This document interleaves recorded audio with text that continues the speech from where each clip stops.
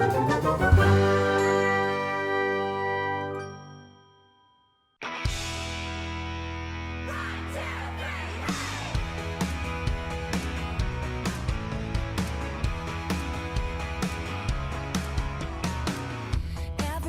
has a part to play. Everyone has a choice to make. Everyone has a prayer to pray.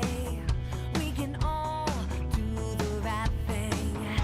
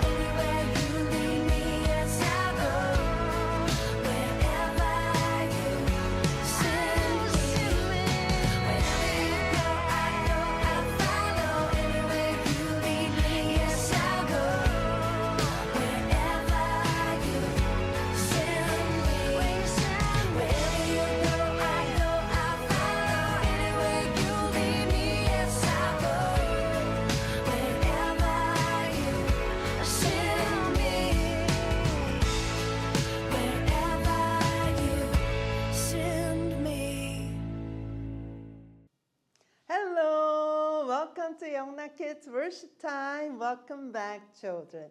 It is so good to see you. I'm so glad that you're here to worship together. Let's start the worship with a prayer. Let's pray. Heavenly Father God, thank you for bringing each and every one of us here today to worship you. Lord God, please forgive all our sins with the blood of Jesus at this time and fill us up with your Holy Spirit. Lord, as we listen to the word of God, let us remember, understand, and obey your word so that we may get closer to you and give you glory. Lord, please come and touch us and heal us as we give this worship and be glorified through us, Lord God.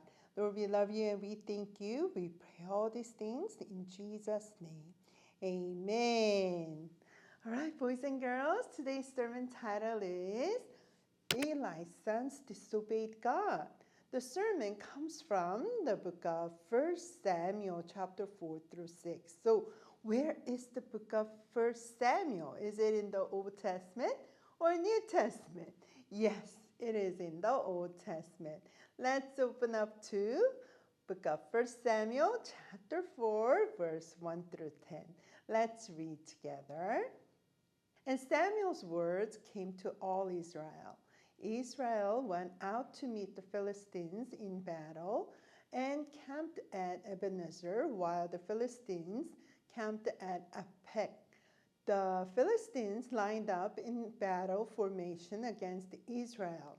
And as the battle intensified, Israel was defeated by the Philistines, who struck down about 4,000 men on the battlefield.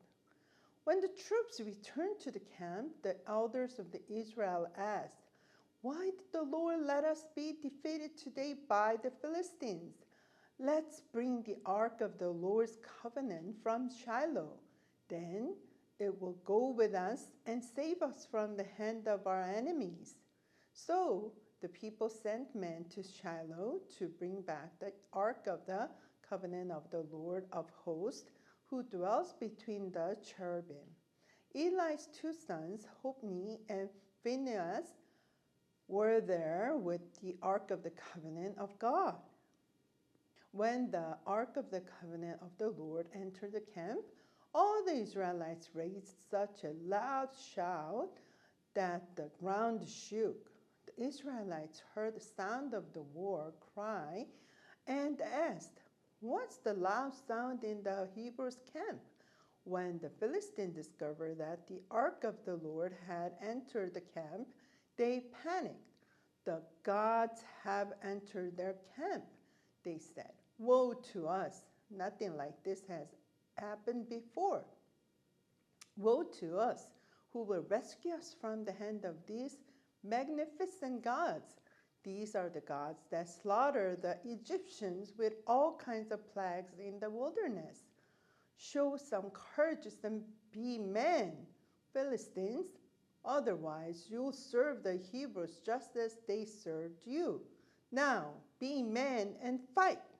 So the Philistines fought, and Israel was defeated, and each man fled to his tent. The slaughter was severe. 30,000 of the Israelite foot soldiers fell. The ark of God was captured, and Eli's two sons, Hophni and Phinehas, died. Amen. Hey there, friends! I'm glad you're here. Welcome to Youngna Kids Ministry. I want to know which of you brought a Bible this week. That's great. The Bible is God's Word.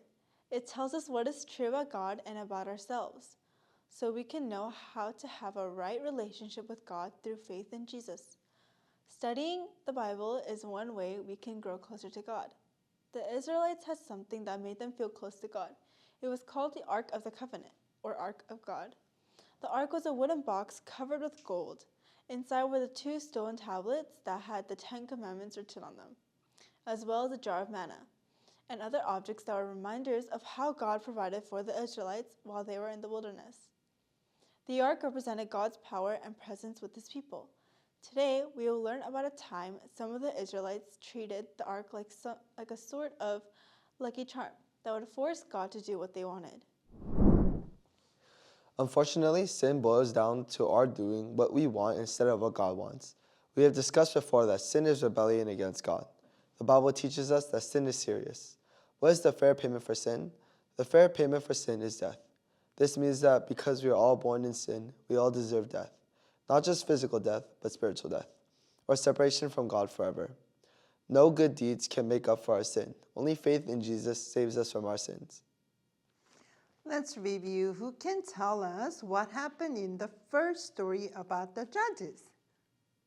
Yes, the Israelites were trapped in a cycle of sin, and God raised up leaders called judges to help them. What happened in the story about Samson? Right, Samson was a judge who made many sinful choices, but God used Samson's death to deliver the Israelites from their enemies. Who can tell us what happened in the story about Ruth? You got it. God used Boaz, a family redeemer, to provide for Ruth. Ruth and her family were ancestors of the ultimate redeemer, Jesus. Who can tell us what happened in the story about Hannah? Yeah, Hannah trusted God and dedicated her son Samuel to serve God. God used Samuel to deliver a message of judgment to sinful leaders. This week, we will see this judgment and see God's justice on display. The Israelites had been enemies of the Philistines for many years. One day, the Philistines defeated Israel in a battle. The leaders of Israel asked, "Why did God let us lose to the Philistines?" The Israelites decided to battle again. This time, however, they would take the Ark of the Covenant with them. The Ark of the Covenant was a wooden box covered in gold that reminded them God was with them. Maybe the Ark would help them win. Eli's sons, wicked men who did not respect God, took the Ark of the Covenant to the Israelites' camp. When the army of Israelites saw the Ark, they shouted with joy. Surely they would win the battle now. But when the Philistines came out to fight against the Israelites, the Philistines won again. They killed thousands of Israelites, including Eli's sons, and they captured the Ark of God. One of the Israelites ran to tell Eli what had happened. When Eli heard the news, he fell backward in his chair, broke his neck, and died. The Philistines took the Ark of the Covenant to their temple, where they worshipped a false god named Dagon. They put the Ark next to a statue of Dagon. The next morning, the Philistines found Dagon's statue face down in front of the Ark. They set the statue back up. The next day, the statue was face down again. This time, its head and hands were broken off. God punished the Philistines living in the city where they kept the Ark. The people got sick, and they wanted to get rid of the Ark. But when the Philistines moved the Ark to another city, everyone in that city got sick. So they moved the Ark to a third city. Then, everyone in that city got sick too. The Philistines were afraid. They didn't want God to punish them anymore. So they decided to return the Ark along with gifts of gold to show they were sorry for taking it. The Philistines hitched 2 cows to a cart and put the Ark on the cart. The cows moved the Ark down the road until the Ark of God was back with the Israelites, where it belonged. The Israelites and Philistines had been enemies for a long time. God had used Samson to save the Israelites from the Philistines before. Now the Israelites were fighting the Philistines again, but the Israelites were losing. God's promises to the Israelites through Moses were conditional promises. Do you remember them? God promised to fight for his people and give them prosperity and peace if they obeyed God's law and honored him. Our story today took place during the cycle of the judges.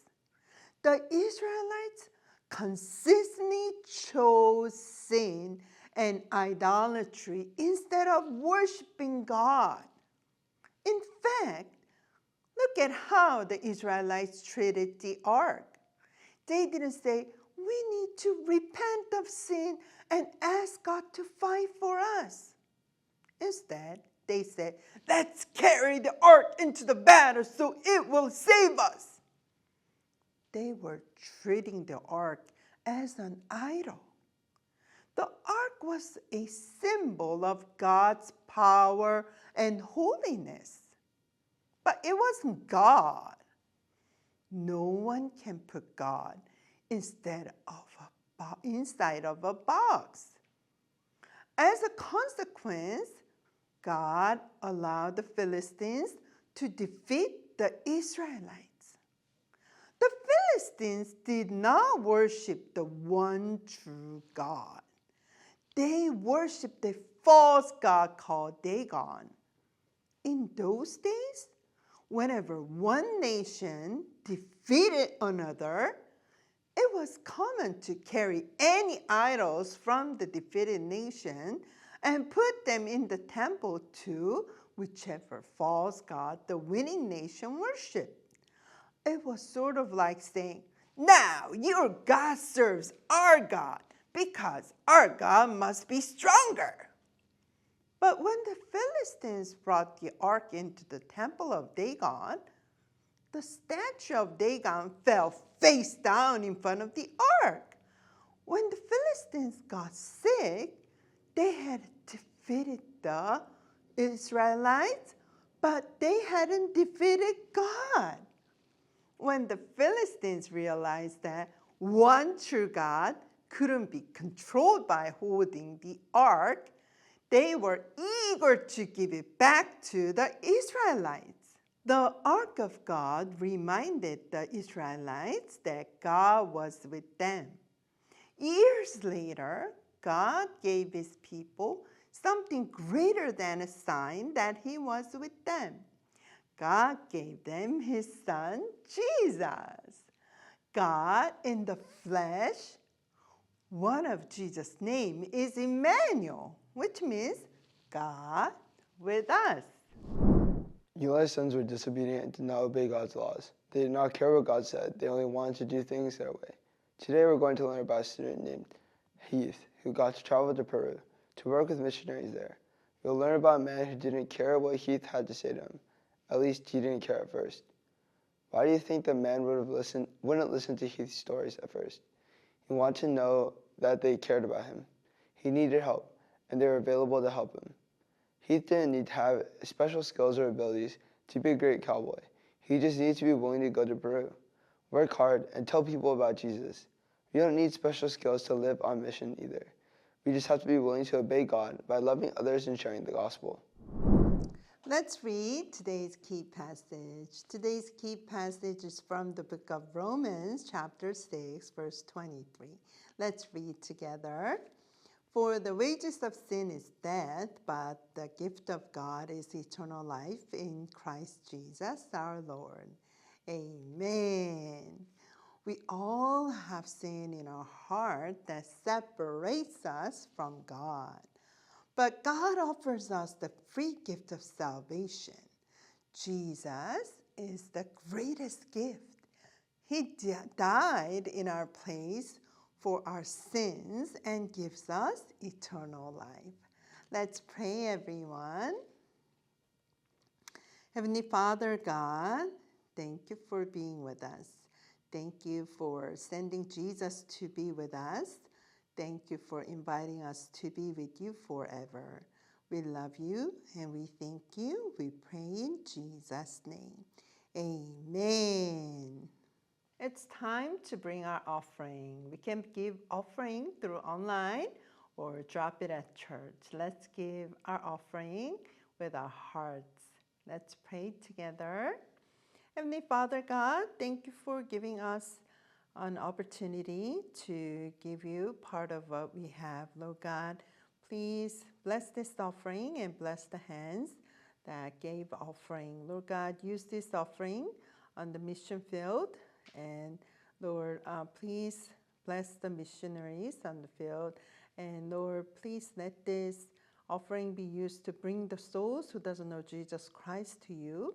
And Lord, please remember Yeongnak Church, Yeongnak Education Department, and especially Yeongnak Kids Ministry. Lord, let us be the channel of blessing. And Lord, let us preach the gospel, and let us obey you, and let us realize that you think of sin really seriously. Lord, let us always repent of what we have done wrong, and please help us to be really holy and more like you every day. Lord, we love you and we thank you. We pray all these things in Jesus' name. Amen. All right, everyone. Now let's end the service by reciting the Lord's Prayer. Let's pray. Our Father in heaven, hallowed be your name. Your kingdom come, your will be done on earth as it is in heaven. Give us today our daily bread. Forgive us our debts as we also have forgiven our debtors. And lead us not into temptation, but deliver us from the evil one. For yours is the kingdom and the power and the glory forever. Amen. All right, boys and girls, be sure to check your time. It's Daylight Saving Week. So I'm sure you went to sleep 1 hour earlier last night. So everything is going faster, right? It seems like. So hope you have a great day today. And also when you start the school tomorrow, be early at school 1 hour earlier, okay? And thank you for participating in celebrating Yeongnak Church of ELI'S 50th anniversary Sunday last week. So thank you for cooperating, taking the pictures, and we had a lot of fun last week, right? We have also every Saturday, we have family worship on Saturday worship service in the month of March. So this is to have a special YNC 50th anniversary, celebrating services on every Saturday. So please come out and be blessed as a whole family. And we continue to have Wednesday Bible reading session on every Wednesday 7 p.m. over the Zoom. So more people are joining these days, so hope you come out and join us too. And it is great news that our children's choir is growing, and we are called by the adult choir to join and give worship to God. So why don't you come out and join the choir if you are interested. And lastly, the Lent season started as of February 22nd, Ash Wednesday. So let's focus on Jesus and meditate on his words. And I share the activities through the Kato. So please fill out the journal. And I believe there's going to be a special surprise after you finish everything. And let's remember what Jesus did for us. Please keep yourselves warm and stay safe and healthy in Jesus. And I'll see you next time. Bye.